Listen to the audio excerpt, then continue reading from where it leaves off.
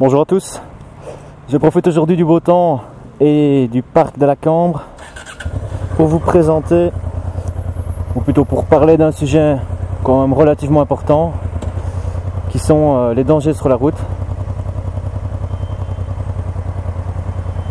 Il y en a beaucoup, et le premier, il est devant vous, c'est vous-même, c'est moi-même, c'est chaque motard, c'est en fonction de sa manière de rouler, son type de conduite.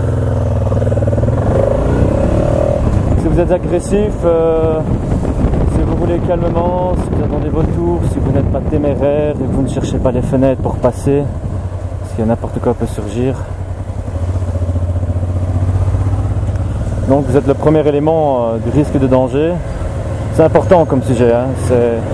Beaucoup de gens ne connaissent pas tous les dangers, je ne peux pas dire que je les connais tous non plus, ce serait vraiment prétentieux de ma part, mais le premier danger c'est vous.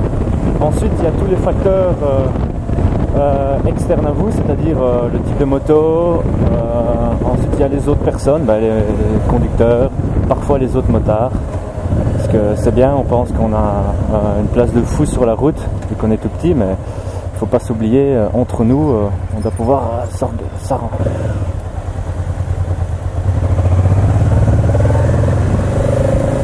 Pouvoir aussi s'organiser sur la route entre motards et parfois les accidents ça arrive. Ok, c'est pas très souvent, mais j'ai déjà failli me prendre un autre motard alors qu'on faisait du filtering tous les deux, donc il passe le premier. Il faut travailler la communication. Et ça, il y a la gestuelle, il y a la voix s'il faut, petit coup de gaz. Si vous connaissez, mettez-vous un petit code, hein, c'est toi qui passe le premier en règle générale, etc. Donc ça c'était on va dire l'un des plus gros dangers, c'est vous-même et ensuite l'action et les réactions des autres. Ensuite on retrouve les facteurs propres à la circulation, quand il pleut ou même parfois certaines lignes blanches, c'est tous les marquages au sol qui sont parfois dangereux.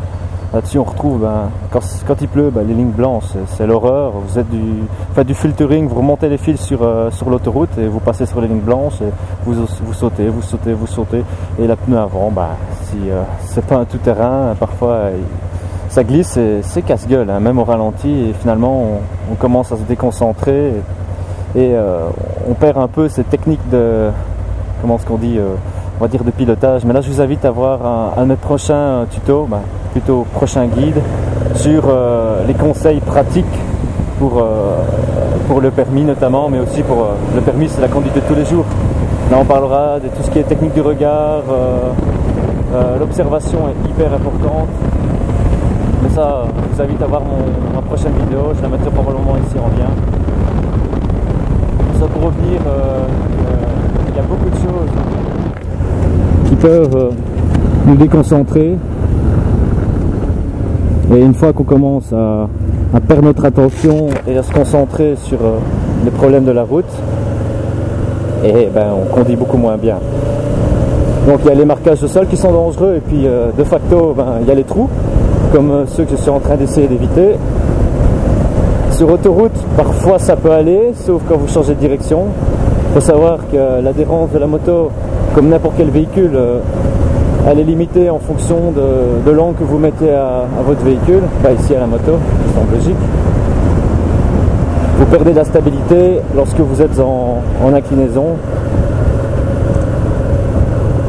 C'est pour ça qu'il faut éviter de rouler dans les graviers, de freiner dans les graviers.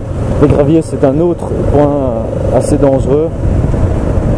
Donc il faut faire vraiment attention. Il faut mieux parfois jouer la sécurité jusqu'à bien connaître par où on passe.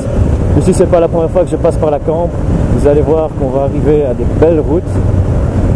Je dis pas ça pour rouler vite, hein, je dis ça pour essayer un peu de travailler un peu l'angle avec la moto, trouver un peu quelles sont les possibilités, je ne dis pas les limites de la moto, ne cherchez pas les limites, ou alors allez sur circuit et mettez une combinaison pour. Là ça fait plaisir de pouvoir un peu pencher sa moto, d'ouvrir, sans mettre les autres en danger. Ne faites pas ça dans les heures de pointe. Et encore ici, je ne parle pas de technique de circuit, hein, donc c'est uniquement profiter un peu de certaines qualités de revêtement qu'on retrouve rarement en Belgique, comme ici. Hein. On va bientôt arriver à une portion qui est assez intéressante.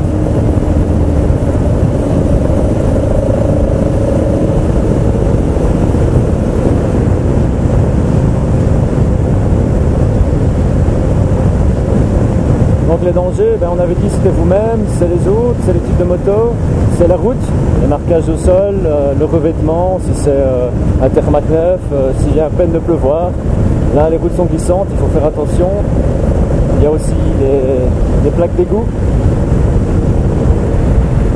Ça, c'est super glissant. Les passages pour piétons aussi, donc faites attention dans vos, comment on peut dire, dans vos manœuvres, dans vos changements de direction. Naturellement, quand il y a changement de direction, c'est un carrefour, et qu'est-ce qu'on trouve sur les carrefours? Les passages pour piétons, donc c'est un vrai danger.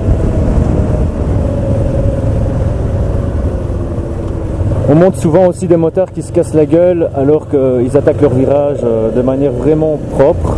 Et puis ils voient un obstacle et boum, ils se déconcentrent et qu'est-ce qu'ils font? Ils freinent ou ils tournent le guidon un peu trop brutalement et ils se cassent la gueule.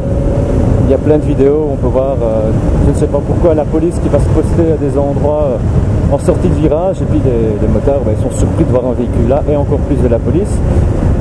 Parce que dès qu'on voit un véhicule de police, on a beau être droit dans ses bottes, on pense tout de suite qu'il y a un problème, qu'on roule peut-être pas correctement ou qu'ils sont là pour, je vais pas dire pour nous, mais on a toujours peur de la petite bête.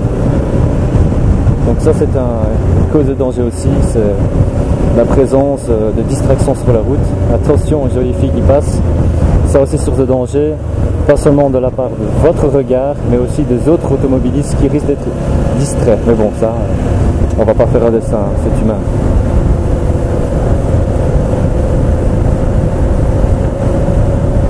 Donc il y avait les graviers, il y a les lignes blanches, tout marquage au sol, plaque d'égout ici.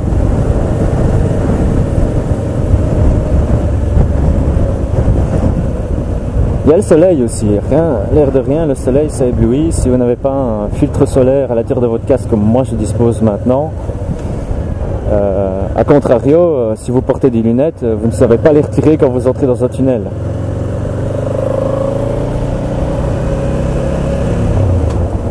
Donc votre équipement, lui aussi, il a une influence. Si vous regardez mon guidon, j'ai retiré les cache-mains.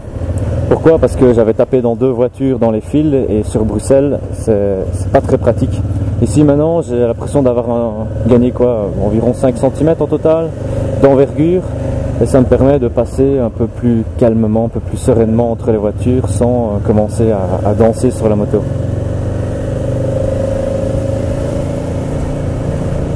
Puis il faut avoir une attitude hyper anticipative quoi.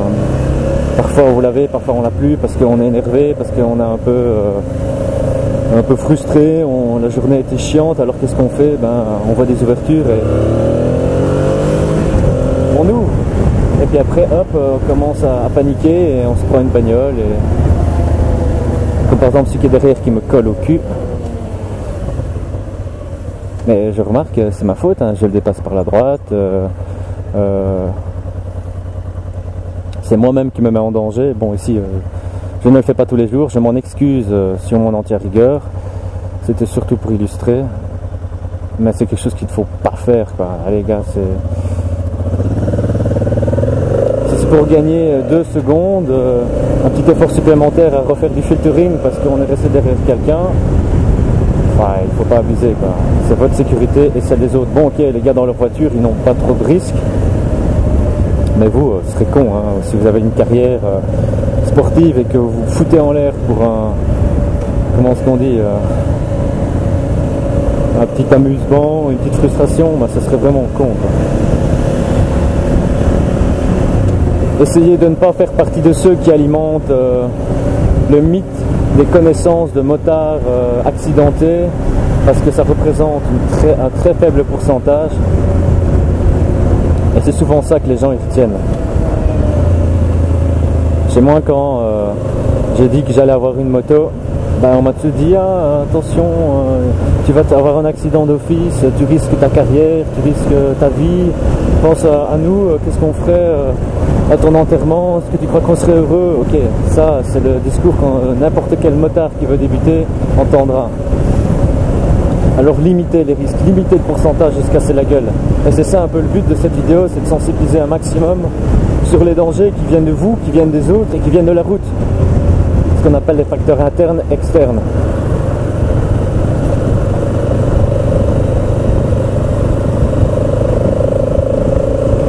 Je vais quand même parler un peu de la technique du regard. Quand j'aborde un virage, en général, regardez vers la sortie. Ne regardez pas simplement devant vous, de votre roue avant, ça ne va pas vous aider. Regardez plutôt par où vous voulez aller. Si jamais il faut freiner, c'est par là que vous irez. Sinon, vous allez droit dans l'obstacle. Et ça, je peux vous montrer une vidéo maintenant que je remonterai probablement à une explication des examens pratiques. C'est que lorsque vous ne faites pas attention, quand vous ne travaillez pas à votre technique de regard, vous prenez le cône. Le cône, c'est quelque chose de mou, c'est pas une bagnole, mais si c'était une bagnole, c'est casse-gueule, c'est l'accident assuré, quoi. Donc le regard, c'est pas quelque chose qu'on attrape automatiquement, mais il faut le travailler. Au fur et à mesure, vous allez avoir une attitude sur la moto qui va vous permettre de travailler votre position et votre manière d'attaquer les virages, rien qu'avec le regard. Après, vous allez commencer à vous pencher, quand je dis pencher, c'est coucher la moto, vous penchez en avant pour gagner en contrôle, mais si vous regardez devant vous, si vous regardez encore je sais pas moi, votre compteur juste devant vous, vers où vous allez, c'est l'accident, quoi. Donc là, vous allez perdre vos moyens parce que vous n'aurez plus de repères.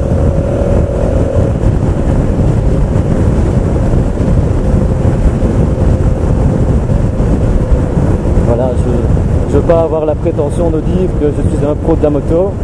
Non, j'ai fait pas mal de conneries, j'ai failli me casser la gueule plusieurs fois, donc moi j'essaie de partager mes erreurs, qui heureusement n'ont pas été avec de mauvaises conséquences, puisque je ne me suis pas cassé la gueule, mais j'ai failli plusieurs fois. Donc il vaut mieux parfois s'assagir un peu et attendre un peu avant d'attaquer, et attaquer à des endroits où on est sûr, quoi.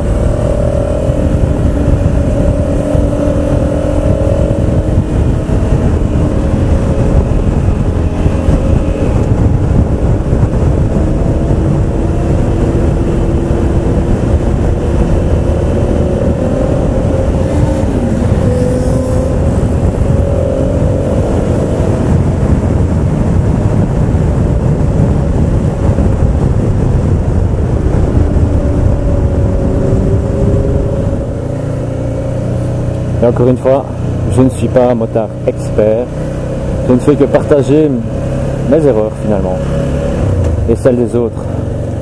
On apprend toujours des erreurs des autres, n'attendez pas de faire vos propres erreurs pour pouvoir vous améliorer.